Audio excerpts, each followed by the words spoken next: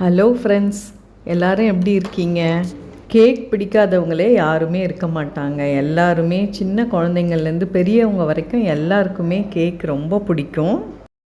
அவன் இல்லாத குக்கர்லேயே நம்ம வீட்டில் ரொம்ப சிம்பிளாக ரொம்ப ஈஸியாக குறைஞ்ச டைமில் எப்படி கேக் செய்கிறதுன்னு இன்றைக்கி பார்க்க போகிறோம். மைதா உபயோகப்படுத்தாமல் கோதுமை மாவுலேயே இன்றைக்கி நம்ம கேக் செய்ய போகிறோம். பாருங்கள் எவ்வளோ ஸ்பாஞ்சியாக நல்ல வாசனையாகவும் இருக்குது. ரொம்ப சாஃப்டான கேக்கு எப்படி செய்யறதுன்னு பார்க்கலாம். வாங்க வீடியோக்குள்ளே போகலாம். இந்த கேக் செய்யறதுக்கு நமக்கு என்னென்ன பொருட்கள் தேவைப்படுது அப்படின்றத முதல்ல பார்த்துடலாம். இந்த அளவு ரொம்ப முக்கியம். இதே அளவில் பண்ணோன்னா கேக் கண்டிப்பாக சூப்பராக சாஃப்டாக வந்துடும். சர்க்கரை 3/4 கப்பும் 2 ஏலக்காயும் எடுத்து வச்சுருக்கேன். சர்க்கரை அளந்த அதே கப்லேயே 1 கப் கோதுமை மாவு, 1 கப் பால், 1 டேபிள் ஸ்பூன் அளவு வெண்ணெய் எடுத்திருக்கேன். இது நம்ம சமையல் சோடா 1/2 ஸ்பூன் எடுத்திருக்கேன். சால்ட் கொஞ்சமாக எடுத்திருக்கேன், ஒரு 1/4 ஸ்பூனுக்கும் கம்மியாக இருக்கும்.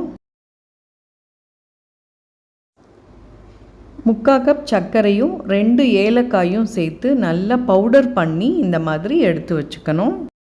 இப்போ ஒரு மிக்சிங் பவுல் எடுத்துக்கிறோம். இதில் நம்ம எடுத்து வச்சுருக்க கோதுமை மாவு சேர்த்துக்கிறோம்.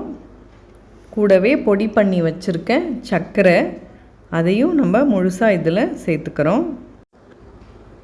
சமையல் சோடா சேர்த்துக்கிறோம்.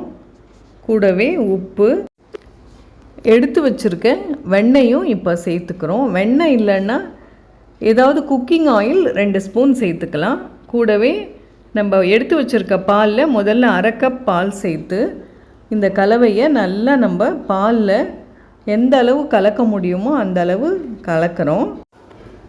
கட்டி எதுவும் இல்லாத அளவுக்கு நம்ம மாவை நல்லா கலந்து கொடுக்கணும். இந்த மாதிரி கலந்தோன்னா நல்ல பேஸ்ட் மாதிரி வந்துடும்.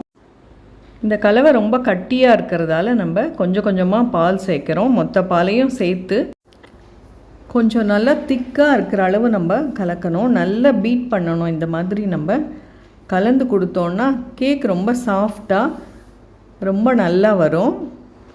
நம்ம இந்த மாதிரி ஸ்பூனில் எடுத்து பார்த்தோன்னா பாருங்கள், இந்த அளவு திக்னஸ் இருக்கணும். அந்த மாதிரி நம்ம கரைச்சி எடுத்து வச்சுக்கிறோம். கொஞ்சம் இந்த மாதிரி முந்திரியை பொடிச்சு நம்ம சேர்த்துக்கலாம். இது ஆப்ஷன் தான், இல்லைன்னா முந்திரி சேர்க்க தேவையில்லை. நம்ம எதில் கேக் செய்ய போகிறோமோ அந்த கிண்ணத்தில் இந்த மாதிரி எண்ணெயை நல்லா 4 பக்கமும் தடவி எடுத்து வச்சுக்கணும். நம்ம சின்ன சின்ன கப்பில் ஊற்றி வச்சோன்னா கப் கேக் மாதிரி ரொம்ப அழகாக வரும். இந்த எண்ணெய் மேலேயே நம்ம கொஞ்சமாக கோதுமை மாவை தூவி விடுறோம். நல்லா எல்லா இடமும் டஸ்ட் பண்ணி விடணும். இப்போ நம்ம கலந்து வச்சுருக்க கேக் கலவையை இந்த கிண்ணத்தில் ஊற்றிட்டோம். மொத்தமாக எல்லாத்தையும் நான் ஒரே கேக்காக இன்றைக்கி செய்ய போகிறேன். இதுக்கு நடுவில் நம்ம கேஸ் அடுப்பில் குக்கர், தண்ணி எதுவும் ஊற்றாத வெறும் குக்கரை ப்ரீஹீட் பண்ண போகிறோம். ப்ரீஹீட்னால் பற்ற வச்சு நல்லா சூடு ஆக்கிறது. சூடு ஆக்கினதுக்கு அப்புறமா ஒரு சின்ன தட்டை உள்ளே வச்சு நம்ம அது மேலே இந்த கேக் கலவை ஊற்றியிருக்க இந்த கிண்ணத்தை வைக்க போகிறோம். குக்கர் மூடியில் இருக்க கருப்பு கலர் வாஷரையும் எடுத்துடுறோம். வெயிட்டும் நம்ம போட போகிறதில்ல. இந்த மாதிரி 20 நிமிஷத்துக்கு நம்ம மீடியம் ஃப்ளேமில் அடுப்பை எரிய வைக்கணும். 20 நிமிஷத்துக்கு மீடியம் ஃப்ளேம்லையே பேக் பண்ண போகிறோம். நல்ல கேக் வேகிற வாசனை நல்லா வரும். அந்த சமயத்தில் நம்ம குக்கரை திறந்து பார்த்து வெந்துருச்சா என்னான்னு இந்த மாதிரி செக் பண்ணிக்கிறோம். கத்தி இல்லைன்னா இந்த மாதிரி ஷார்ப்பாக இருக்கிறதுல நம்ம உள்ளே இந்த மாதிரி அழுத்தி பார்த்தோன்னா அதில் ஒட்டாத வரணும்.